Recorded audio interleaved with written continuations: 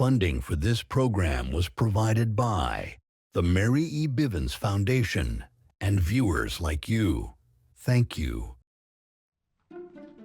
There is nobody that food insecurity has not touched in some form or fashion over the past 5 or 6 years. Things are so much more apt to thrust someone into the category of food insecurity than they've ever been. There are many different ways to tackle it, and there needs to be different ways to tackle it, and using all of our strengths to address it is needed. None of us are as good as all of us. So there is no one in this community or in our country that has it all figured out.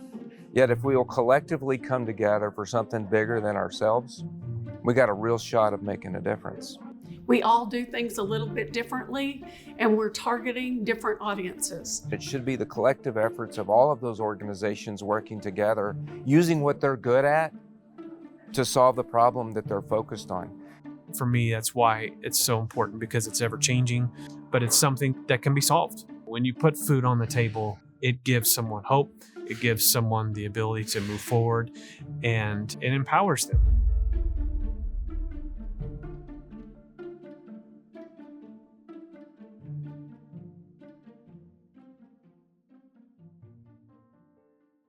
I'm a huge fan of food banks. I'm a huge fan of food pantries. I think that these things are critical to our efforts to alleviate food insecurity. In a broad sense, we know what alleviates food insecurity: economic growth, low food prices, and a stable social safety net against hunger, and in particular, SNAP. A federal government shutdown in less than a day and a half appears unavoidable.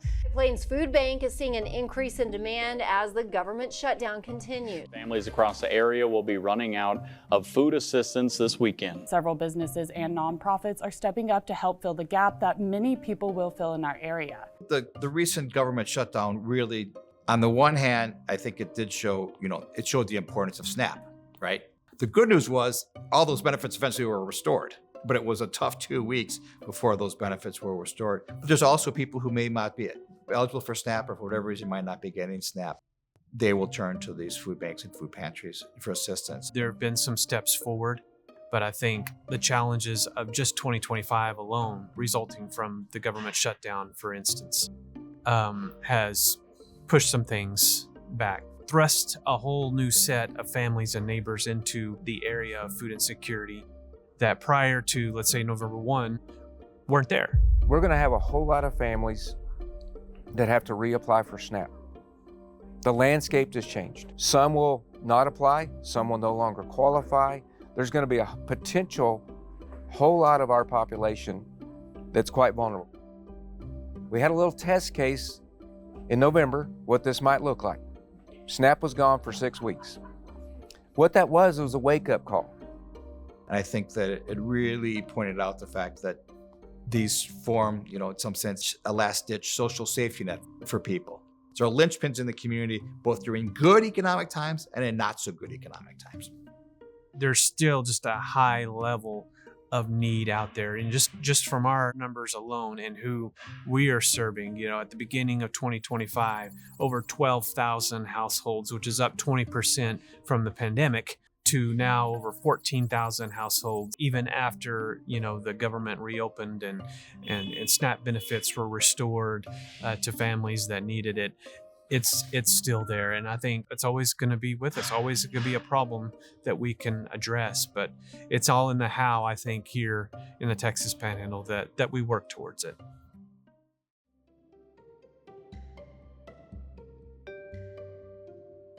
High Plains Food Bank is here first and foremost because we've got neighbors throughout the Texas Panhandle who are struggling to put food on the table every single day. For us, it's about that food rescue, food distribution, and bringing it to our partners and our neighbors all across the High Plains with a logistical system that we've built up really over the past 30 years.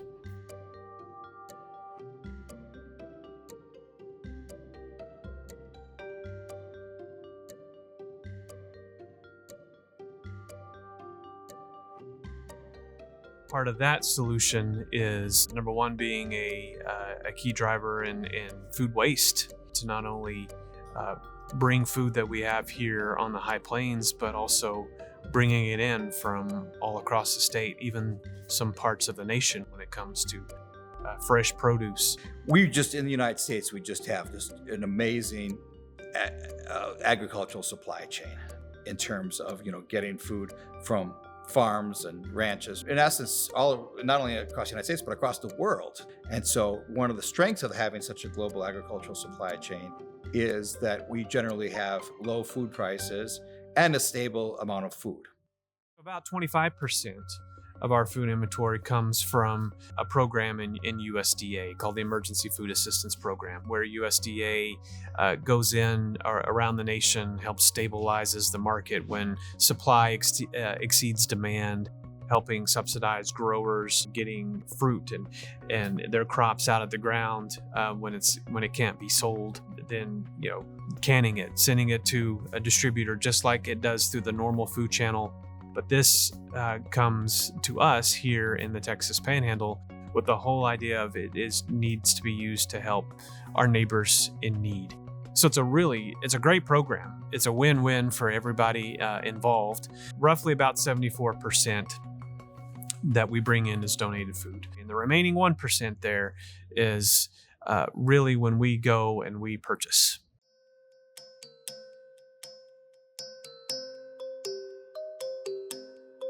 Being part of a national and a statewide food bank network has really been the key to helping offset some of these challenges that we receive.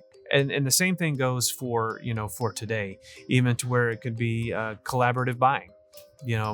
One food bank's purchase power is still good, but having a statewide and nationwide network of over 200 food banks doing the same thing definitely brings costs down even more so and supplies up. I think that's actually an area where we need to figure out more creative ways to be able to purchase these foods at relatively low prices. You talk to a lot of programs running their backpack programs. They're actually buying a lot of the food that is put into these backpacks for the kids.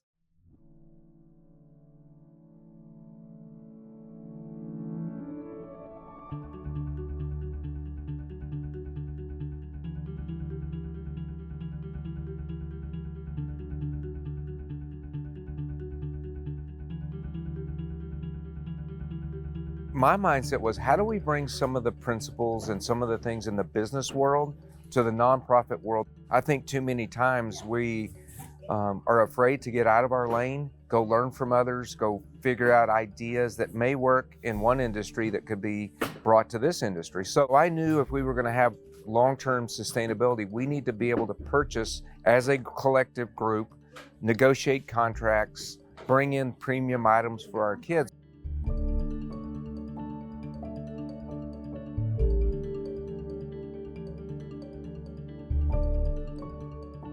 "99% of the districts in the Texas Panhandle buy with a cooperative."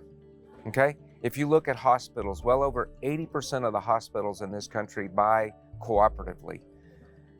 And so why would we not take those two entities and use the same business principle that they do? And so the buying cooperative for us has been incredibly powerful to the point where we have 120 communities in Texas that are a member of our cooperative for kids. We saved them $850,000 last year. So that is real money that they didn't have to raise. That's additional dollars that they could serve more kids. But more importantly, on the end of those dollars are quality brand name products. Gatorade, General Mills cereal. We're bringing our kids premium products, yet a lot of people are like, well, that's untouchable. You can't do that. Yet because of a buying collective cooperative representing 120 communities, almost 50,000 kids, you represent a potential business customer for all these manufacturers. And then when COVID happens, that was really the first test. Will the business principles that we brought here truly endure a very complicated, unprecedented situation? All of a sudden there's a supply issue, there's a challenge issue. Well, what every one of those companies said is, we want to take care of our customer. Well, we were seen as a customer. So because of that, we always had food.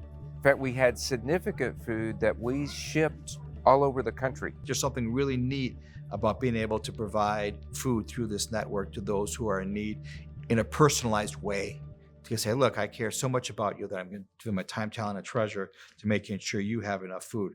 I think that's something really special and can't be overlooked in a lot of our discussions about their importance. You see a lot of people who come to food pantries regularly. A lot of people say, in some sense, they say that's a bad thing. They shouldn't have to come there. But I'm like, well, maybe it's something that they enjoy doing. Maybe they don't see a friendly face every day, but when they go to that pantry, they see a friendly face. It's kind of an expression of love to saying, I care so much about you that I'm going to take my time and my talent and my treasure to make sure that you have enough food. And I think that that's really a powerful thing that they can do. It's not only just about giving food, it's about getting to know each individual in person, treating them like the proud Texas Panhandle member that we are, knowing that we're stepping up for each other and learning about them. Even if you have a 30-second window, it's about dignity, but it's also how we serve. We get a choice when we do this. How are we going to deliver it? Are we going to deliver it with dignity and respect, or are we going to deliver it in a way where you feel less than? You're already frustrated, you're already struggling,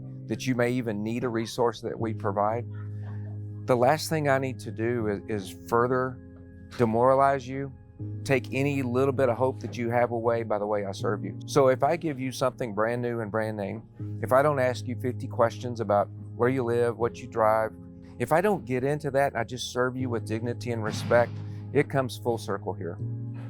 And I don't know how many people we've served that are now volunteering here because we treated them with that dignity and respect that they needed at an incredibly difficult and vulnerable time.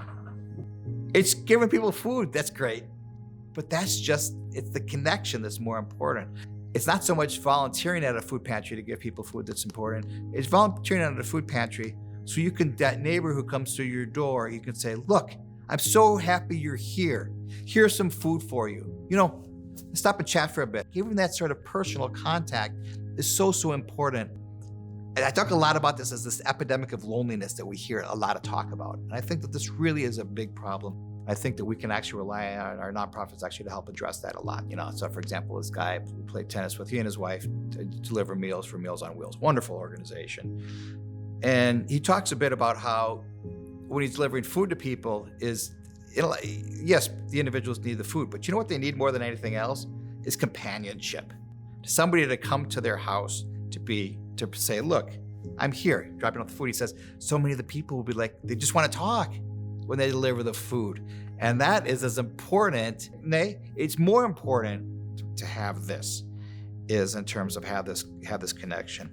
My volunteers tell me it's the best day of their week. They get to know their clients and they consider them like family. There's a lot of people that don't have any family.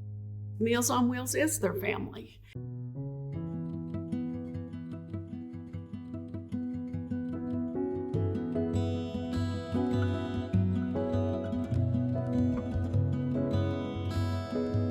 We deliver to homebound seniors in the city limits of Amarillo. To qualify for Meals on Wheels, a senior needs to be at least 60 years old, limited to no driving.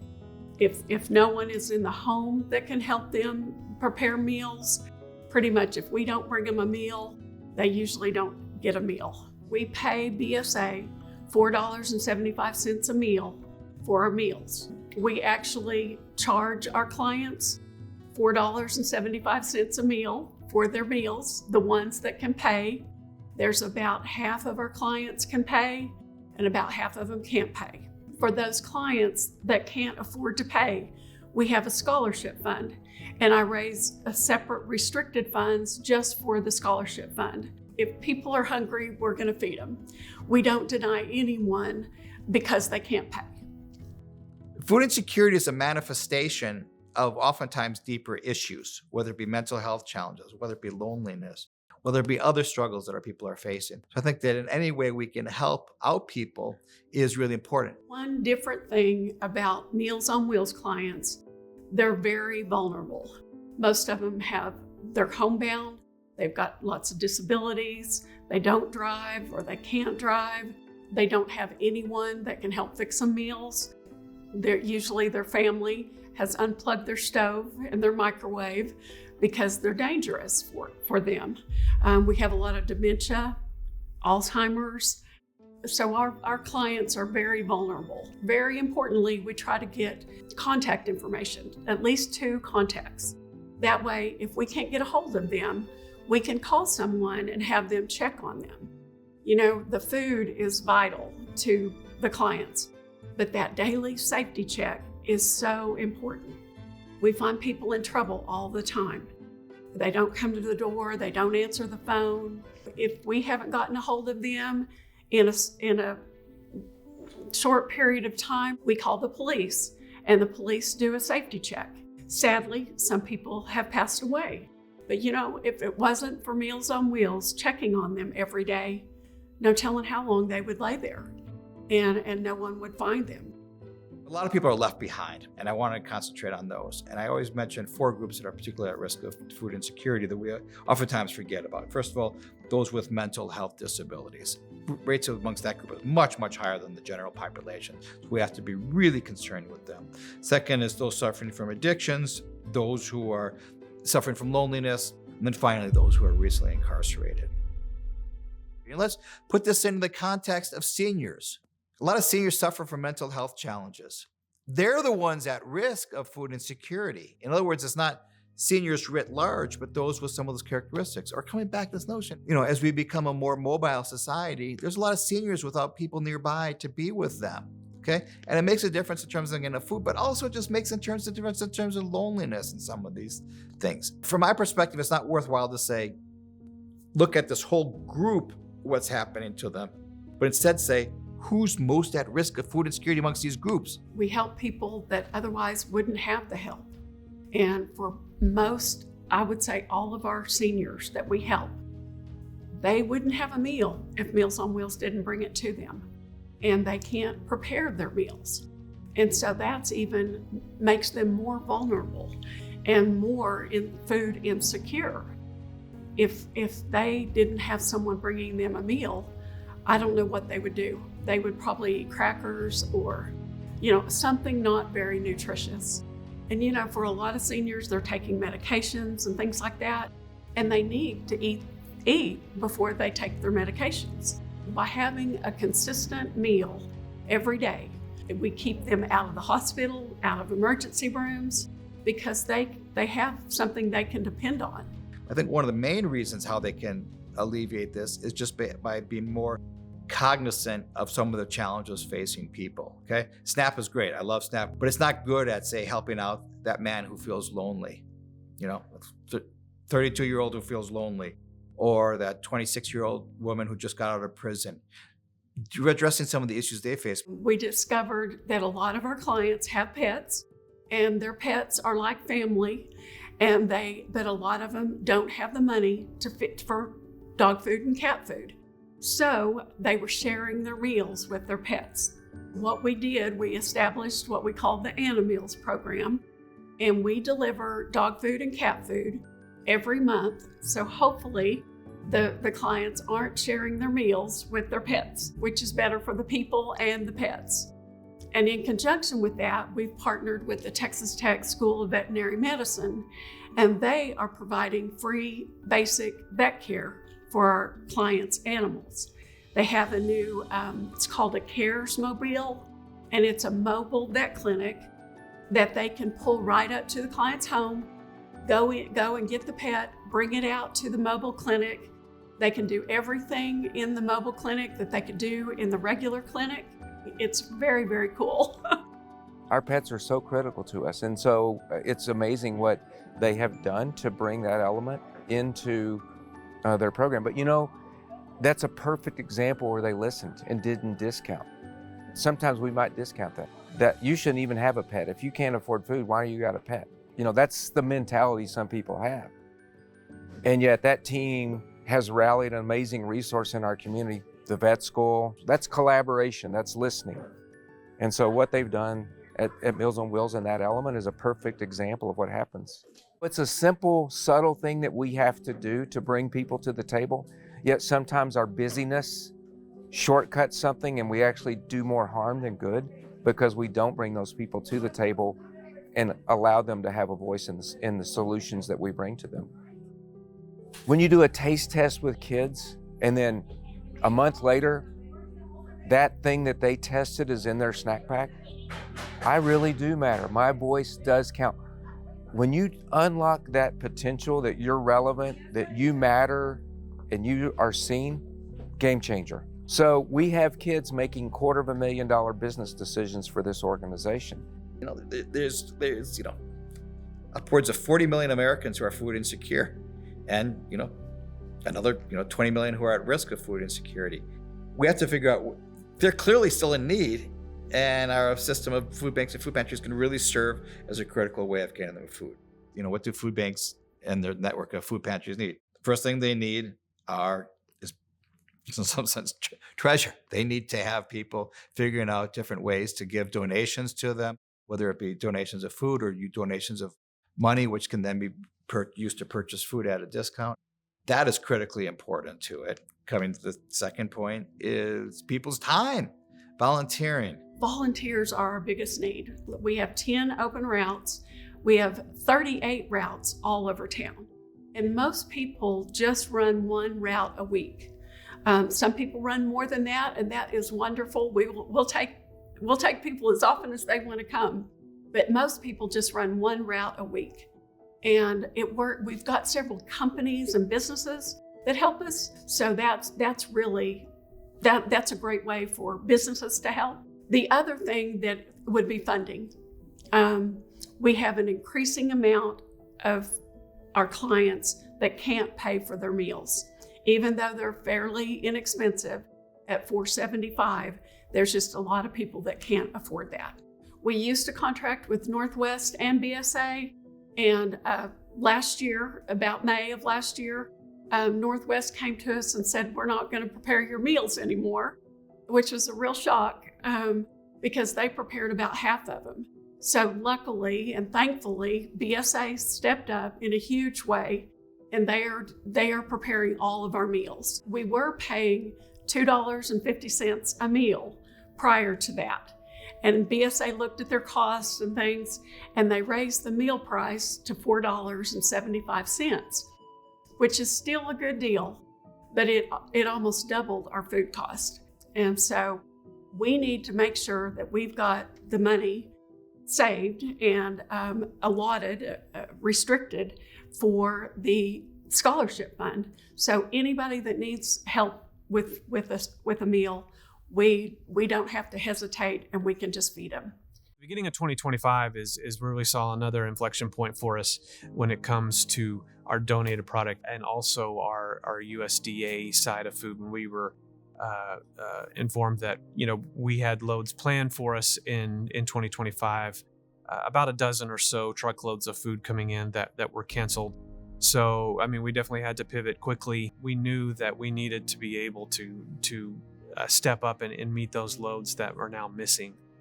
So we saw a decrease in the amount of USDA food that we received last year, for that reason, and that kind of put us at a good time low as far as our average inventory goes last year. But signs are there of showing that's increasing now, but we just not going to be able to, we think as of right now, meet that pre-2018 levels of non-perishable food that we have. In a way that's good, in a way that's not good, right? Because it's not good because inventory is down, but it's good because we have an opportunity to focus on a lot of nutrient-dense food donations coming in. And that's what you don't see behind me here, or when you walk through our warehouse, because it's in our coolers, it's in our freezers. So a lot of ups and downs. The end of 2025 saw a good fundraising into the year for us, which will help us compensate for what we didn't receive in 2025. I think the first thing is you got to go into this knowing things are going to change. If you're not even equipped with that mindset, they're going to change, and what you do today is not going to be relevant in 5 years, you're already in trouble. Are you ready? SNAP goes away. Is your organization ready? Do you have the infrastructure? Do you have the tools in place to deal with something that may come later? We looked back and said, what worked, what didn't, what would we do different? We know everybody now has to reapply for SNAP. Does that mean I'm going to have more kids on SNAP Pack? Absolutely. All right? So I'm not waiting for that to happen. I'm not waiting for some news story in May to say, oh my goodness, more families than ever are now vulnerable and not on SNAP. We're already putting things in place today to prepare for what may happen. If it doesn't happen, no big deal.